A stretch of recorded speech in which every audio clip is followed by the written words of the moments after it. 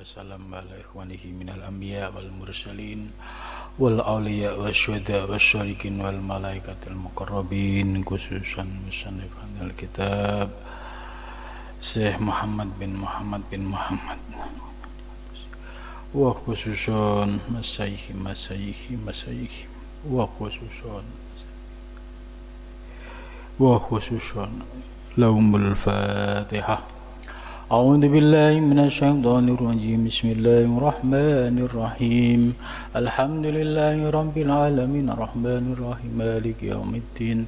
Iyyaka na'budu wa iyyaka nasta'in ihdinas siratal mustaqim siratal ladzina an'amta 'alaihim ghairil maghdubi 'alaihim waladdallin. Bismillahirrahmanirrahim.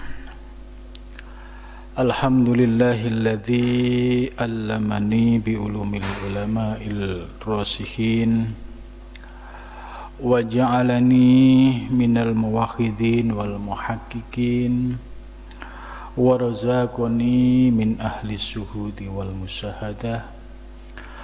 Wassalatu wassalamu ala sayyidil wujudi wal arwah nabiyyina Muhammadin sallallahu alaihi wasallam alladzi jaa bisyari'ati wat tariqati wal haqiqati wal ma'rifah wa ala alihi wa sahbihi ajmain, amma ba'du. Subhanaka la ilma lana illa ma 'allamtana innaka antal alimul hakim. La haula wa la quwwata illa billahil aliyyil azim. Rabbi shrah li sadri wa yassir li amri wahlul 'uqdatam min lisani yafqahu qawli, amin ya rabbal alamin. Malam ini kita melanjutkan pengajian kitab Bidayatul Hidayah karya Imam Al-Ghazali, kemudian dilanjutkan kitab Ihya Ulumuddin. Bagi para pemula atau mubtadiin ya, yang masih baru belajar tasawuf, itu sangat dianjurkan untuk ngaji kitab Bidayatul Hidayah, karena kitab ini sebagai dasar bagi orang-orang yang mempelajari ilmu tasawuf. Maka ketika seorang salik sudah memiliki dasar ilmu dalam kitab Bidayatul Hidayah, insya Allah dalam pemahaman pada kitab-kitab selanjutnya, yaitu kitab yang masuk pada kategori kitab mutawassyid, kitab yang untuk para salik yang kelas menengah ya, kemudian sampai kelas muntahi, itu tahapannya sudah kokoh karena didasari dengan kitab Bidayatul Hidayah, sehingga dalam prakteknya ya tidak khawatir terjadi penyimpangan atau terjadi kesalahpahaman. Malam ini kita akan melanjutkan pengajian kitab Bidayatul Hidayah, sudah pada halaman 6 yang berbunyi qala musannif wa'lam anna nasa fi talabil ilmi ala salasati ahwalin. Wa'lam, dan ketahuilah, annan nasa, sesungguhnya manusia, fi talabil ilmi, dalam mencari ilmu, itu ala salasati akhwalin, atas 3 akhwal, 3 keadaan. Nah, ini penting sekali ya. Imam Ghazali memberikan peta tentang siapa-siapa yang sedang belajar mencari ilmu, kemudian dipetakan. Tentu ada yang model A, model B, model C gitu. Nah, disinilah kita merasa mendapatkan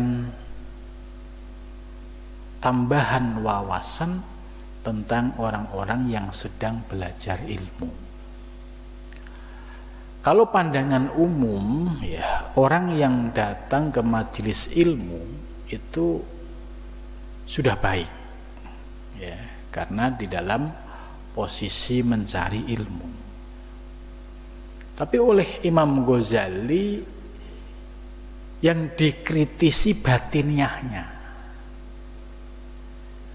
Apakah batiniahnya itu dia ngaji, ya, itu benar-benar lurus, atau membawa niat-niat yang lain, ya.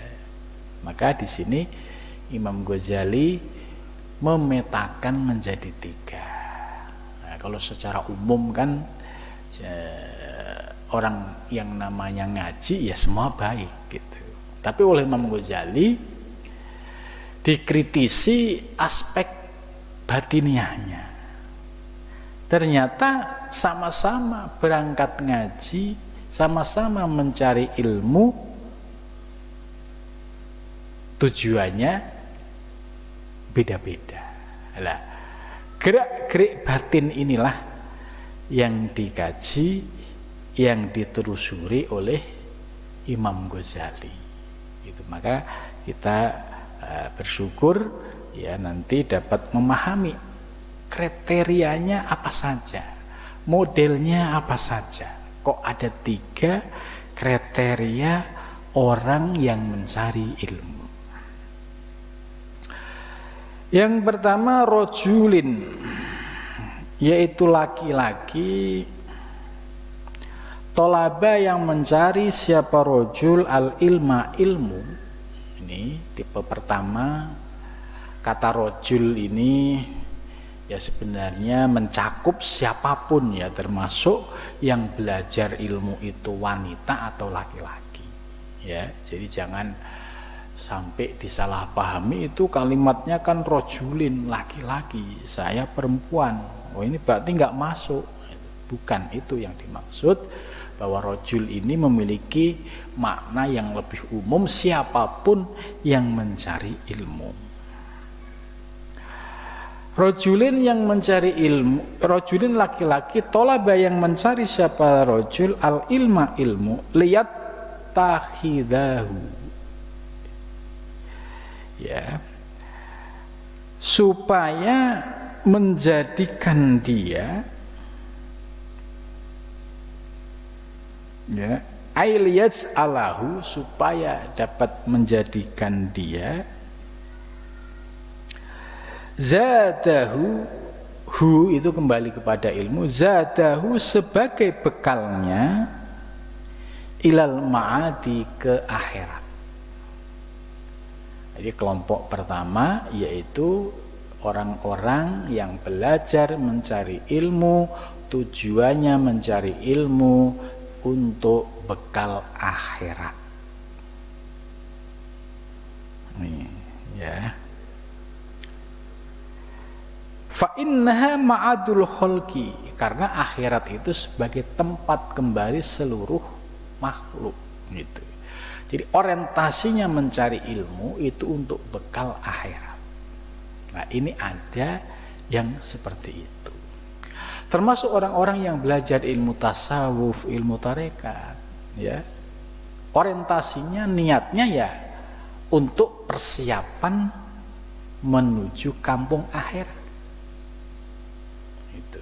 Ini kalau belajar ilmunya lurus. Apakah ada yang nggak lurus? Ya banyak. Itu. Tujuannya macam-macam banyak. Nanti akan dijelaskan oleh Imam Ghazali.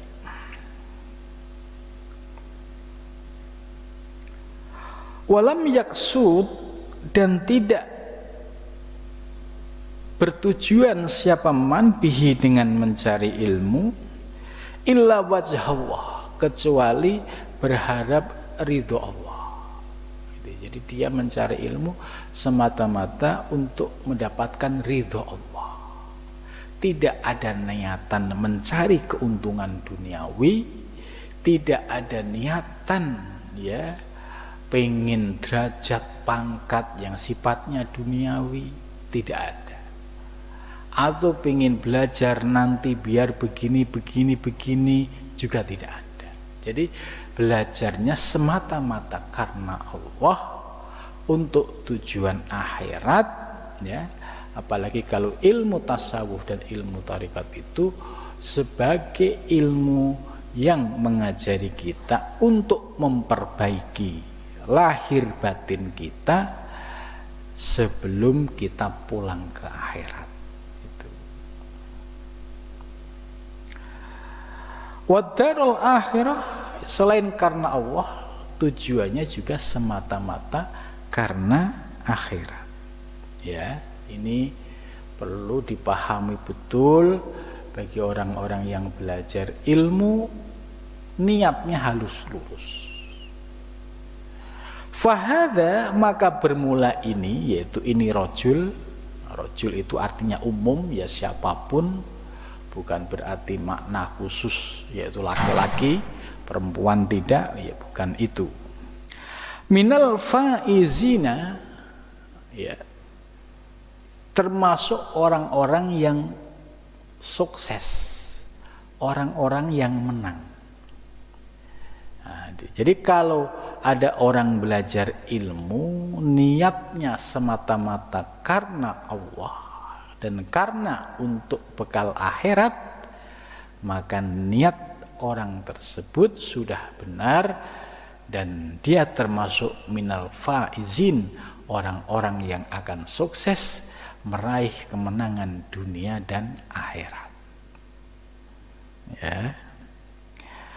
Nah, dijelaskan lebih rinci oleh Syekh Nawawi, ay an-najina, maksudnya mereka selamat min adzabillahi, dari siksa Allah Ta'ala,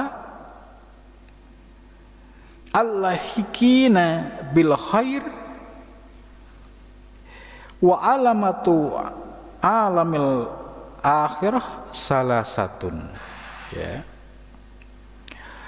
Kemudian ciri-ciri ya, wa alamatu alimil akhirah ya, ini Syekh Nawawi menjelaskan lebih rinci ciri-ciri orang yang alim ilmu akhirat itu ada 3. Wahya, yaitu adamu tolabid dunya bil ilmi, tidak ada niatan mencari dunia dengan ilmu. Jadi yang pertama ciri-ciri kalau ulama akhirat itu gampang. Ya, di dalam dakwahnya itu ya semata-mata lillahi ta'ala. Bukan untuk tujuan dunia. Maksud tujuan dunia ini yaitu mengkomersialisasi ilmu. Contoh misalkan kayak ngaji, ya kitab inilah, kemudian dibuat training, dibuat kursus dengan sekian gitu. Setiap santri wajib bayar sekian. Nah, kalau sudah ada niatan komersialisasi ini, ya, itu ketahuilah bahwa itu bukan alimul akhirah, bukan orang yang alim ya di dalam wilayah akhirat. Itu berarti alimud dunya, ya, dia orang yang ahli dalam ilmu dunia. Itu. Jadi ciri-cirinya ya seperti itu. Ulama-ulama yang alim dalam ilmu akhirat ini tidak ada yang istilahnya berani melakukan komersialisasi ilmu, ya, dengan tujuan untuk mencari keuntungan dunia. Ini bisa kita banyak belajar ya dari para guru-guru ya torekoh di kampung-kampung ya. Itu mereka sangat berhati-hati sekali ya, tidak mau sampai mencampur aduk dengan mencari keuntungan duniawi. Bahkan ya ada seorang ulama ya sufi ya, mereka itu justru ketika pengajian ya, mereka memberikan pelayanan kepada para murid-muridnya ya, diservis dengan makanan dan fasilitas ya, sangat menolak untuk menerima sesuatu dari muridnya. Nah, jadi karena apa? Mereka berhati-hati ya, tidak mau terlintas ada komersialisasi, baik yang dibuat secara struktur ya, dengan model manajemen maupun tidak gitu. Nah, ini oleh Imam Syekh Nawawi ini ciri-cirinya. Kemudian berikutnya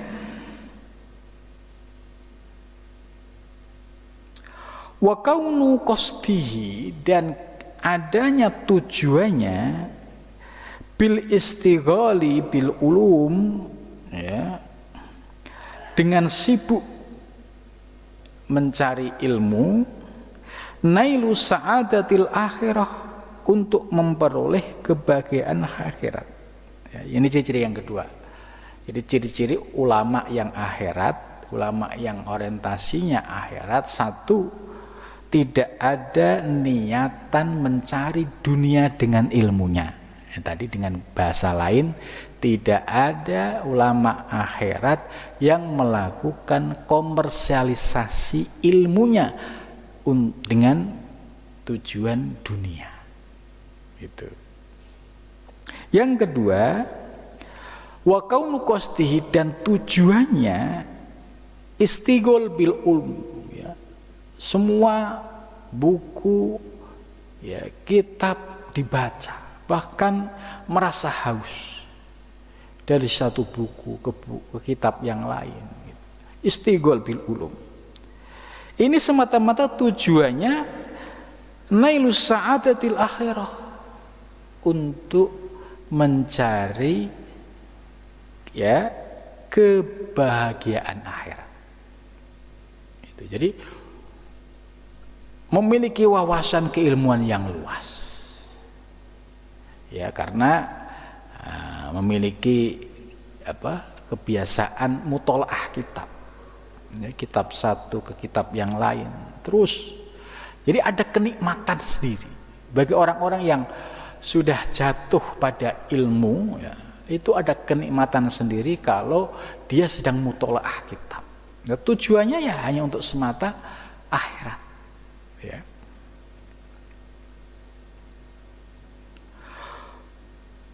Fayakunu mu'taniyan bi ilmil batin ya, terlebih dia lebih memilih ya dengan ilmu-ilmu yang terkait ilmu batin. Sa'isan lil qalbihi, yaitu bisa sebagai dasar atau prinsip ya, atau membimbing hatinya, bimujahadatin nafsi, dengan mujahadah melawan hawa nafsu. Ini.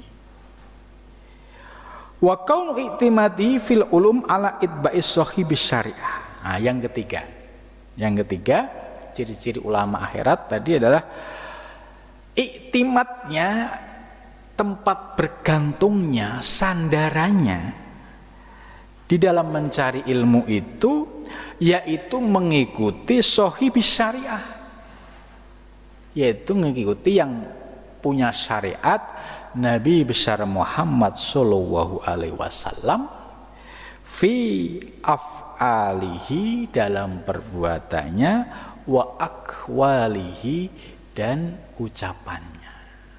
Ya, ini penting sekali tiga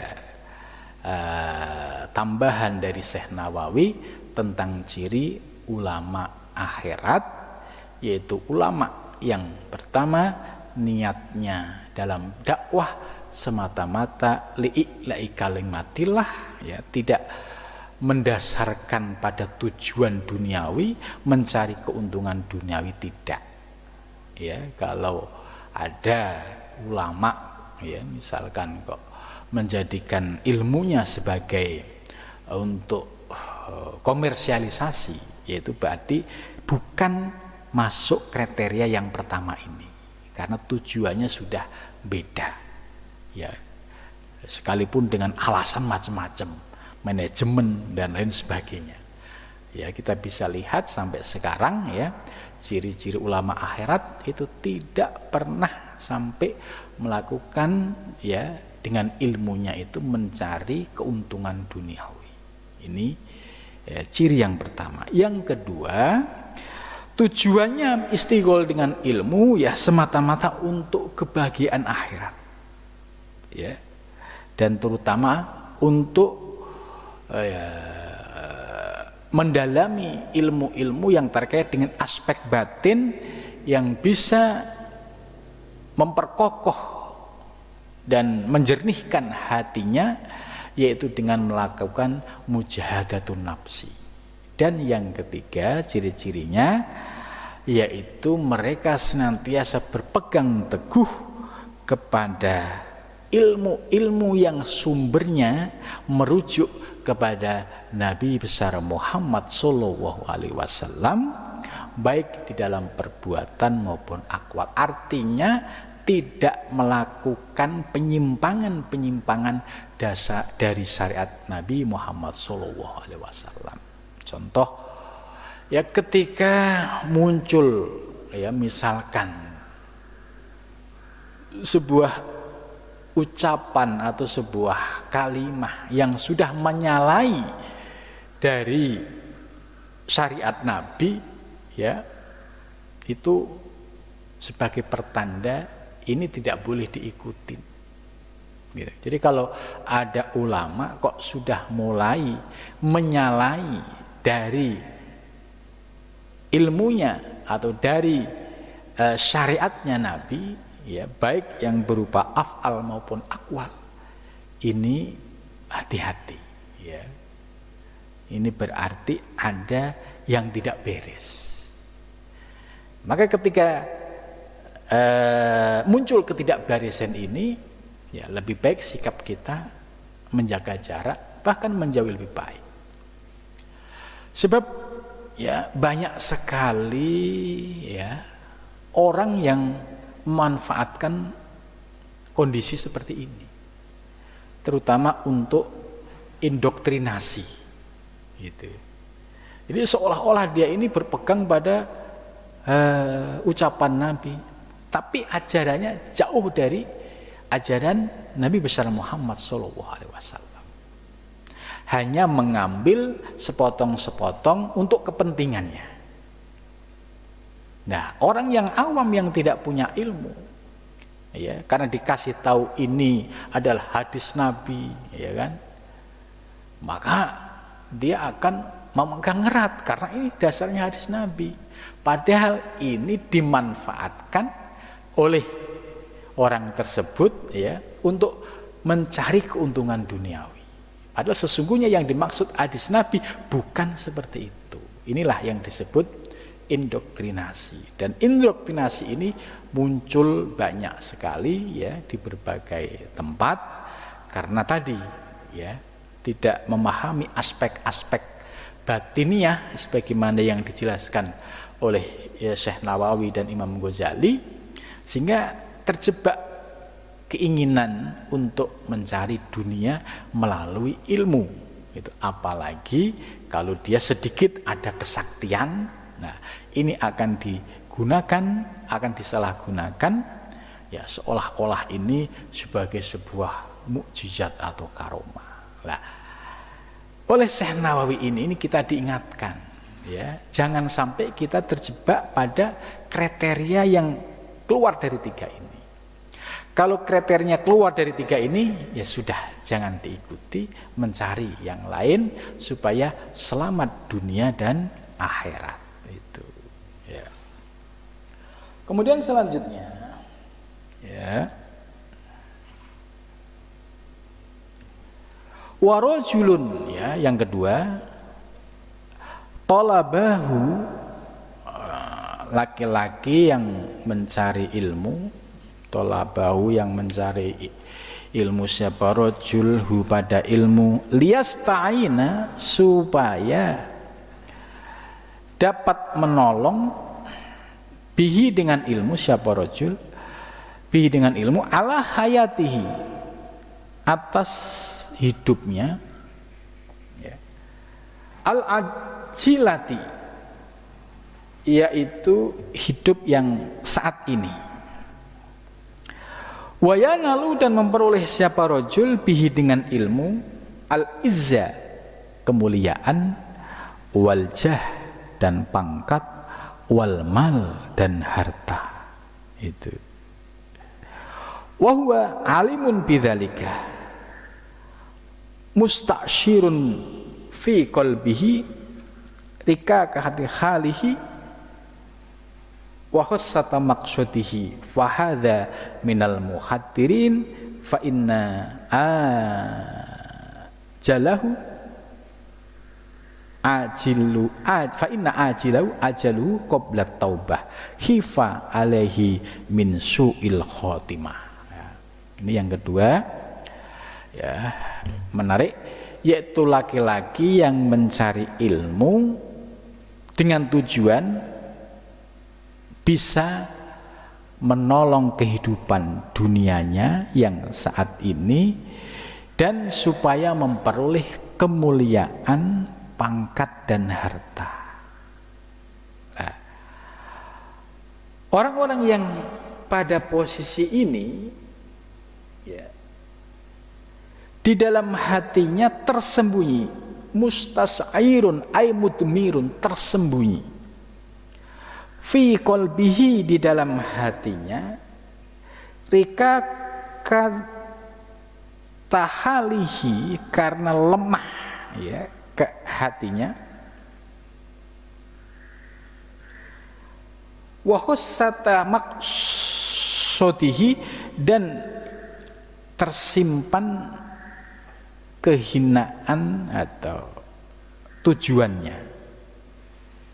Fahadha, maka bermula laki-laki ini, minal muhadirina, yaitu laki-laki yang mendekati sebuah bahaya, ang fusahum, pada dirinya, ala khatorin, atas bahaya, halikin, yang dapat merusak.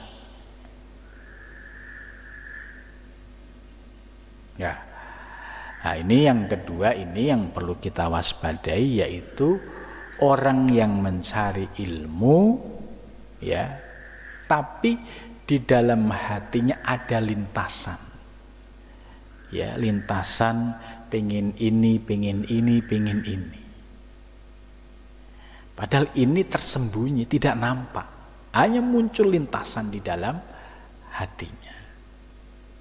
Lah, kalau kondisi ini berlanjut terus, ya, sampai qoblal tobat, ya, sampai menjelang akhir hayat belum tobat, khifa alaihi min su'il khotimah, maka dikhawatirkan, ya, orang yang kedua ini khawatir meninggalnya su'ul khotimah. Ini yang harus kita hati-hati lagi. Jadi yang pertama sudah, ya, yang kedua ini lembut sekali, yaitu laki-laki, ya, ini laki-laki bimakna umum, ya, siapapun yang mencari ilmu agama, khususnya, ya, ilmu-ilmu tasawuf, ilmu torekoh, ya. Kemudian ada lintasan di dalam batinnya, Itu tidak nampak, tidak ada yang tahu. Kemudian dalam batinnya pengen, wah nanti kalau saya dapat ilmu ini, sudah ahli begini, ya pasti nanti akan dapat jabatan, akan dapat harta, akan dapat ini. Kalau sampai muncul semacam ini, kemudian dia tidak segera bertaubat karena salah niat ini, ya artinya harus segera melakukan introspeksi, ya kalau ada salah niat, kemudian meluruskan niatnya kembali, ya saya mencari ilmu semata-mata karena Allah, tidak karena yang lain. Lintasan-lintasan seperti yang kedua tadi, ya wajar manusiawi kalau kadang muncul.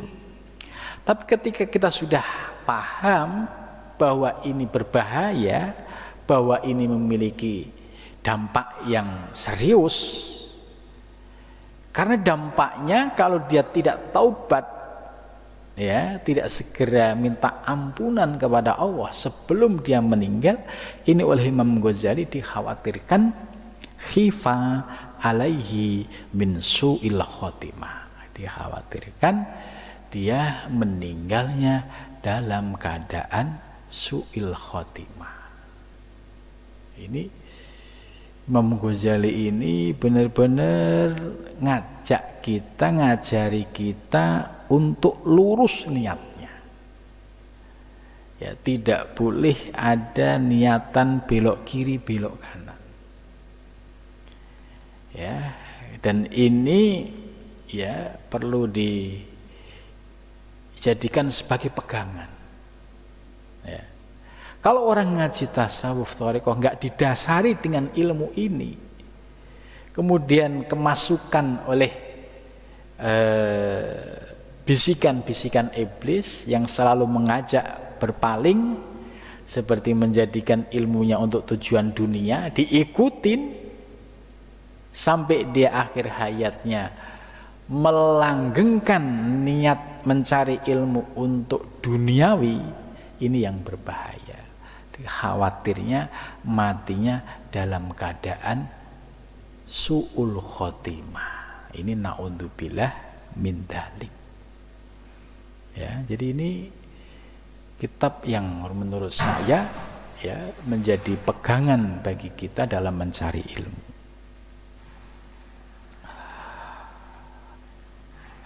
Kemudian selanjutnya ya, wa baqiya amruhu fi haturil masyiati wa in wafaqa lit taubah qabla hululil ajal wa adba ilal ilmil amal wa tadharuka ma farada fihi minal khalal iltahaqa bil faizin. Nah, ini maksudnya ketika dia awal niat ilmunya tadi, orientasinya orientasi tadi dunia, belajar ini biar begini, belajar ini biar begini gitu. Tapi tiba-tiba pas ngaji kitab Bidayah diingatkan nggak boleh punya niat seperti itu. Kemudian dia menata lagi, istighfar, ya Allah ampunilah ya Allah. Kalau kemarin muncul niat-niat seperti itu, istighfar, menata niat kembali. Ya, kemudian niatnya lurus, ya, sampai akhirnya ya dia bisa belajar ilmu dan mengamalkan dengan baik, ya. Maka orang-orang yang semacam ini ketika sampai datang ajalnya, yaitu termasuk minal faizin, termasuk orang-orang yang selamat, itu. Orang-orang yang menang. Fa inna taiba minadz-dzanbi, karena sesungguhnya orang yang taubat minadz-dzanbi dari dosa, yaitu karena kesalahannya tadi, enggak cepat-cepat diluruskan, diperbaiki, kaman ladan balah, seperti orang yang tidak punya dosa lagi. Itu. Ini pentingnya. Fa inna taiba minadz-dzanbi kaman la dzanbalah. Itu. Nah, ini penting sekali ya kita mendapatkan pencerahan dari Imam Ghazali ini. Ya, kalau kedua ini kok ada lintasan, ya ayo segera bertobat, istighfar, kemudian diluruskan niatnya. Kita amalkan ilmu kita dengan niat yang lurus, ya mudah-mudahan kita termasuk minal faizin. Tapi sudah salah niat diingatkan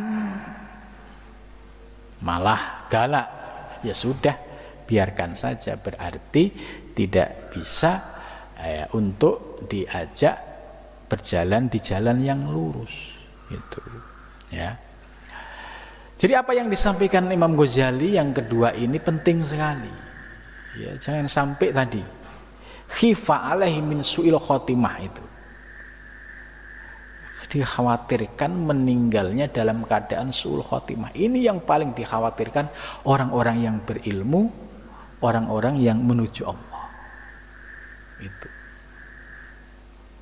Kemudian yang ketiga, warajulun salisun istahwadha alaihi syaiton fattakhadha ilmahu dari'atan ila takasur bil mal wa tafakur bil jah wa ta'azzus bi kasratil adba yadkhulu bi ilmihi kulla madkhalin raja'an ayaqdiya minad dunya wa tarahu wa huwa ma'adzalika yutmiru fi nafsi annahu indallah bimakanatin la tasamuhu bisimatil ulama wa tarasumuhu birusumihim fi zayyi wal mantik ma'ataqalubi ala dunya zahiran wa batiman fahadha minal halikin. Wah, ini yang ketiga ini ngeri sekali ini ya. Jadi yang ketiga itu yaitu laki-laki yang mencari ilmu ya, istahwada alaihi syaiton. Istahwada itu aigolaba, dia niatnya dikalahkan oleh bisikan-bisikan setan. Tentu kalau bisikan setan pasti mengajaknya tadi ya, yang bukan untuk mencari ridho Allah dan bukan untuk mencari akhirat. Berarti dengan kata lain tujuannya dengan ilmu untuk mencari dunia, untuk mencari pangkat dan lain sebagainya. Nah, yang ketiga ini fattakhadha ilmahu dari'atan ila tahkasur. Tujuannya dengan ilmu itu sebagai wasilah untuk memperkaya diri. Ya, ini yang paling bahaya. Jadi tujuannya dengan ilmunya itu ilat takasur, memperkaya diri. Bilmal, dengan harta benda. Wattafahur biljah, dan ya membanggakan, biljah dengan pangkat, wa ta'azzus, dan merasa kuat, bikasratil adba'i, dengan banyaknya pengikut ya. Kalau zaman sekarang ya dengan banyaknya follower, dengan banyaknya viewer ya. Yadkhulu bi ilmihi kullamadkhal ya, dia masuk ya, dia memasukkan ilmunya dengan pada segala tempat masuk. Rojaan ayak dia minat dunia, jadi dia menjadikan ilmunya itu sebagai wasilah untuk bisa mencari dunia. Ayak dia minat dunia watorohu, yaitu bisa memenuhi dengan hajatnya. Wahwa bermula laki-laki yang ketiga ma'adzalika dengan kondisi dengan niat seperti itu, yaitu menjadikan ilmu sebagai wasilah untuk tujuan dunia, yutmiru fi nafsihi, tersimpan di dalam hatinya, annahu indallah, bahwa sesungguhnya ya di sisi Allah bimakanatin ay utmatin wartifain, ya dia seolah-olah di sisi Allah itu memiliki kedudukan yang tinggi,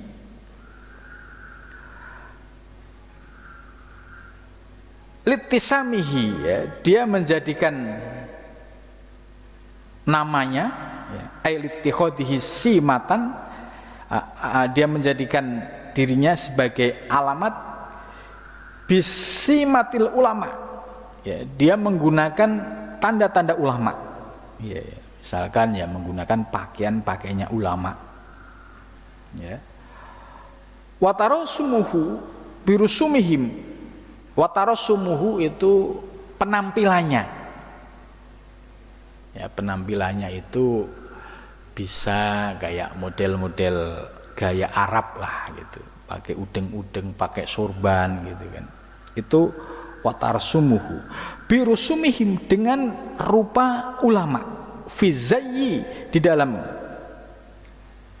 pakaian, wal mantik, dan pembicaraan, ma'atakalubihi, ya alat dunia dhahiran wa batinan, ya dengan dia memiliki tujuan dunia baik zahir maupun batin, fahadha, maka ingatlah oh laki-laki yang ketiga, minal halikin, termasuk orang-orang yang rusak, wa minal humko, dan termasuk orang-orang yang bodoh, ya.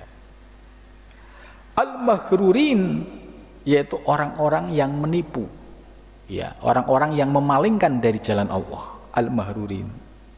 Kenapa? Karena mengikuti ajakan bisikan setan. Idirroja mungkotiun antabihi, ya idirroja, ya ketika harapannya, mungkotiun, terputus, antaubatihi, dari taubatnya. Nah, li'anna taubatuhu, karena taubatnya laki-laki tersebut laturja, tidak bisa diharapkan, sebab lifauti qasdi alaiha, karena lebih dominan niatnya seperti itu. Lidhonnihi, karena menyangka dirinya, annahu minal muhsinin, menyangka bahwa dirinya ini termasuk orang-orang yang muhsinin, orang-orang yang baik, al-amilin bi umlihim. Wahwa, dan bermula laki-laki yang ketiga ini ghafilun, yaitu laki-laki yang ghaflah, yang lalai, an qaulihi ta'ala, dari firman Allah ta'ala, ya ayyuhalladzina amanu lima taquluna ma la taf'alun. Hei orang-orang yang beriman, kenapa kamu berkata sesuatu yang tidak kamu lakukan? Nah ini yang ketiga ini, ya harus menjadi kewaspadaan kita bersama. Jangan sampai kita memiliki keinginan, ya ingin berpakaian sebagaimana pakaian ya ulama-ulama yang istilahnya ulama-ulama yang khusus, yang istimewa, ya biasanya kalau ulama-ulama yang khusus itu kan pakai ya surban dan lain sebagainya gitu. Karena sebenarnya hanya ingin tampil supaya saya ini dikira ulama gitu. Jadi ada lintasan saya pakai pakaian begini supaya dikira ulama gitu.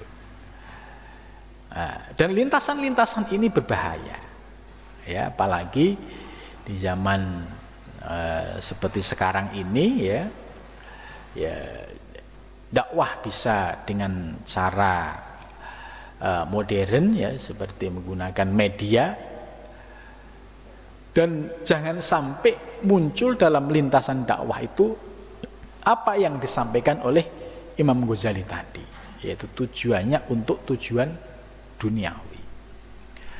Media informasi, media teknologi sebagai sarana dakwah ya ini baik. Tapi menata hati, ya, menjaga hati dari tipu daya iblis supaya hati kita tetap lurus, tidak mengikuti tipu daya iblis yang orientasinya mencari dunia, ini sebuah perjuangan yang luar biasa, ya.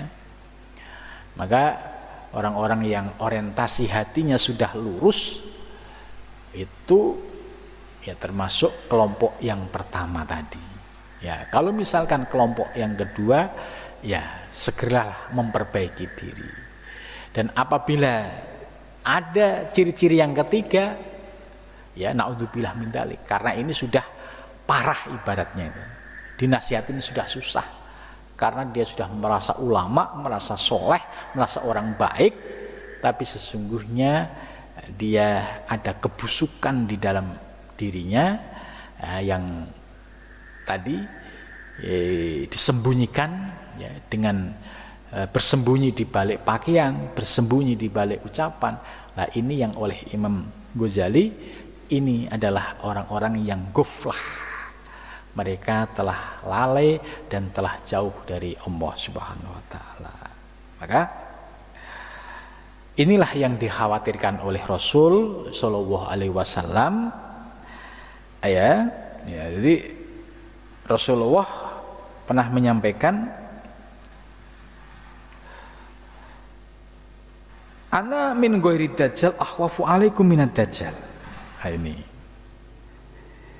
Jadi Rasulullah itu, aku yang paling aku takuti yaitu ketemu dajjal tapi dia bukan dajjal. Menarik ini. Ketemu dajjal tapi dia bukan dajjal. Terus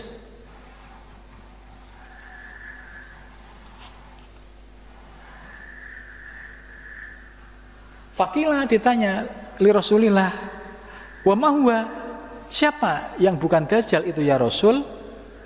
Faqala, menjawab siapa Rasulullah SAW, ulama su, yaitu ulama su, ulama yang buruk, ulama yang niatnya tadi ya masuk kriteria yang kedua dan yang ketiga.